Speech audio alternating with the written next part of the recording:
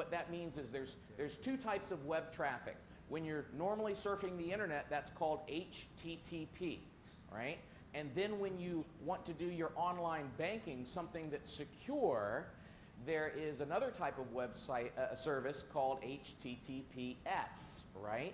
For secure or encrypted, secure socket layer. Proxy servers will do the HTTP, but typically when they do a HTTPS connection, the way that works, when they go encrypted, they have to go through the proxy server all the way back to my computer because we have to shake hands and exchange an encryption key. Otherwise, the information when it gets to my computer will still be encrypted, right? So we have used that technology, HTTPS, to find out, oh, well, if there's anything that's HTTPS on this website, or that we can force it to go into secure, then we will get their real IP address. The other thing is what they call a browser signature. Now, this is really interesting also.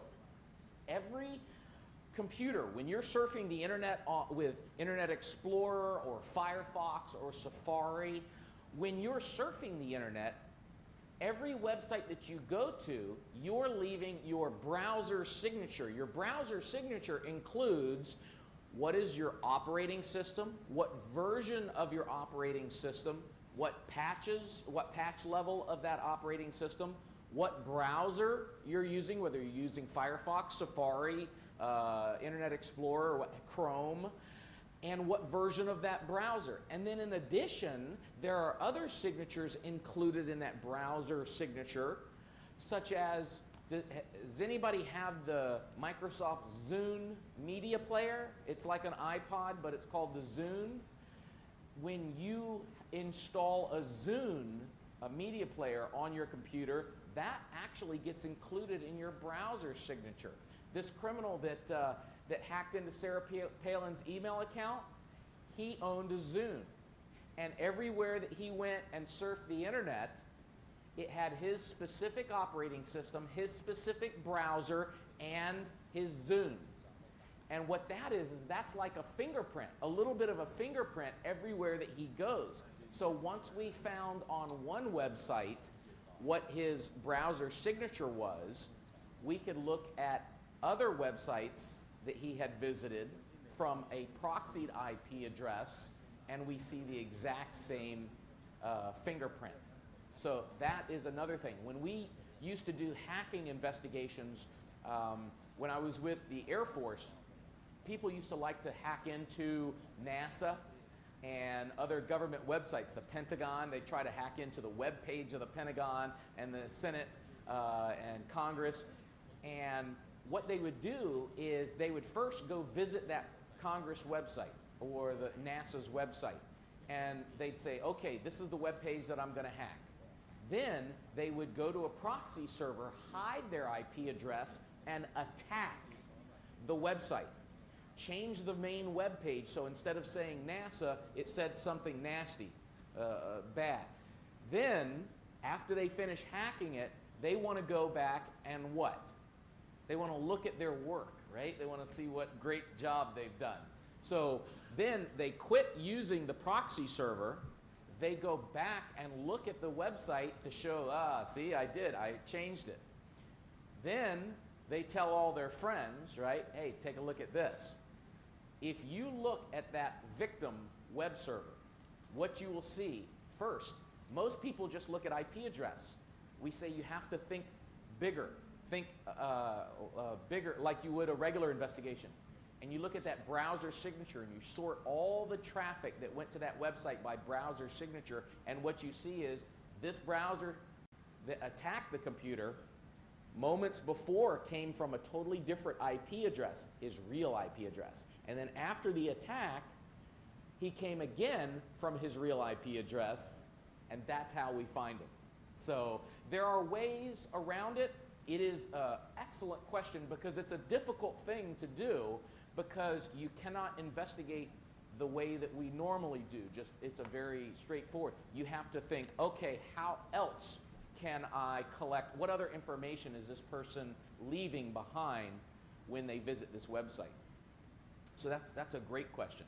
One other thing, when Monica was talking about the plain view doctrine, and she was saying that, we find a gun on the floor by the computer that I'm searching, that's okay because plain view. But if it was in the trunk of the car, that's totally different. The way this applies so often in the United States to computer searches, and I'm sure it will apply here, is in a computer, because our judges understand computer evidence, they know that we cannot just look in certain folders of the hard drive. We have to look at everything. Remember I said a brief perusal or a quick look at every single thing on that hard drive? Well, when we're doing that, it's quite often that we will be searching a hard drive for a terrorist act or drug dealing or fraud. And when we're looking at everything on that computer, we also find child pornography. Or in your case, you told me last time that regular pornography is illegal in Thailand, so you would probably come across regular pornography. That is a crime that's outside the normal scope of what I was authorized to look for. Now, Monica said that a lot of times the law enforcement, they will know that it's, they're sure about something. When I was the special agent in charge of all my agents, I told all my agents, I don't care how smart you are, I don't care whether you went to law school also, it doesn't matter. She's the lawyer, she's the expert. So even though you feel comfortable that you know you're doing the right thing, if you see something that is outside of the scope of the warrant, even though you may have done this 100 times before, always call our prosecutor just to make sure that there's not something just a little different about this crime. Because it's my job to be an expert on investigating and digital evidence. It's her job to be an expert on the law.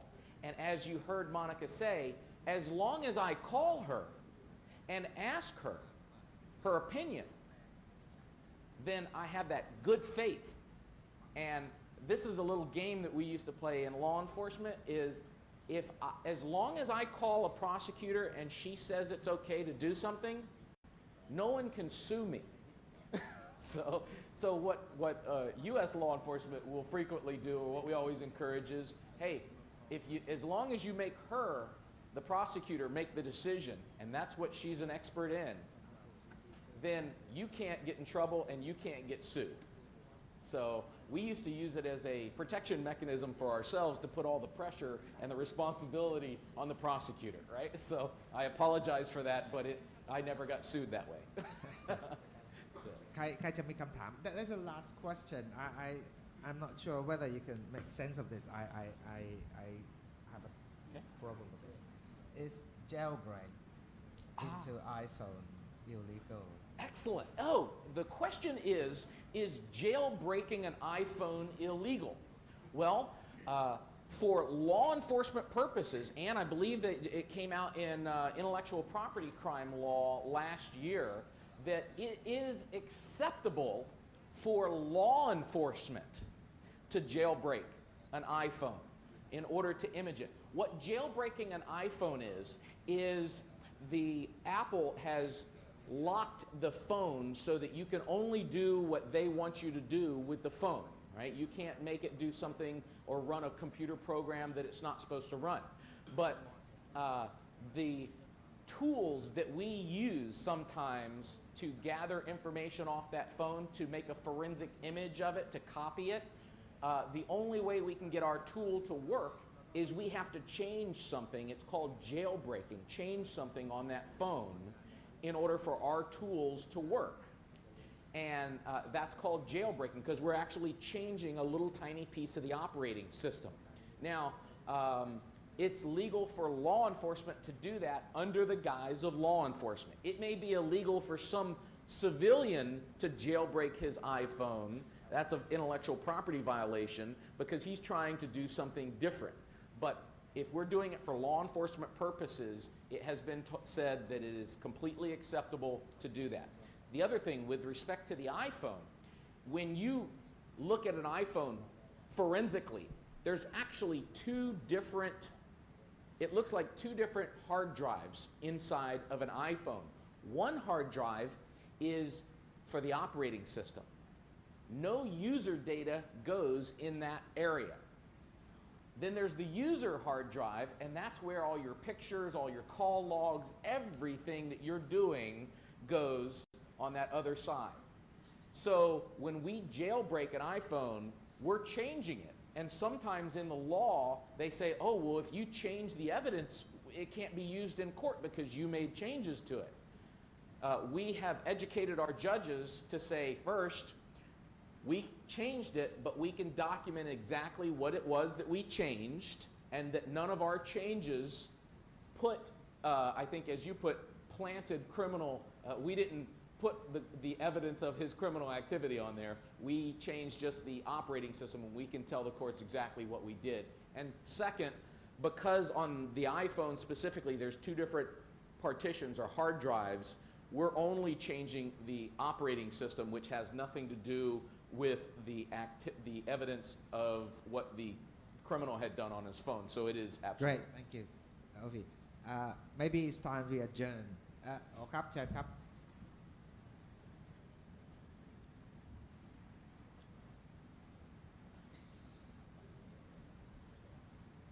ค่ะก็สำหรับการอภิปรายในช่วงเช้านะคะคงต้องยุติเพียงเท่านี้นะคะแล้วก็สำหรับท่านที่ยังชื่นชอบลีลาของทาง